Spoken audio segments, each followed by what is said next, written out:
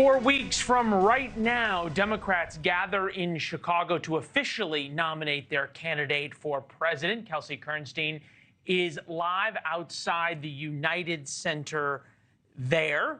Things just got a little more interesting for the DNC.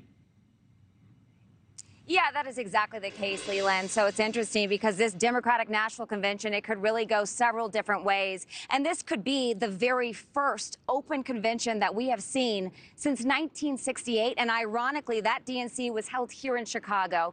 Now, the 4,000 plus delegates, they will descend upon here to the United Center in just less than a month from now. And theoretically, they could vote for anyone, not just Harris. However, Biden's endorsement of Vice President Kamala Harris, the Democrats also rallying around her over the last 18 hours. Well, this likely could be an easy win for her. Now, if it is the case that there is no serious challenger to Vice President Kamala Harris, the process would likely look a lot like it would have looked if President Biden would have stayed in the race. If the majority of delegates vote for Harris, she is the clear nominee. Now, if a legitimate challenger were to emerge, we'd likely know long before the convention. Candidates need the support of 300 delegates to even get on the DNC ballot. So theoretically, if that were to happen, the roughly 4,000 delegates would then vote. If a candidate earns a majority, they are then the nominee.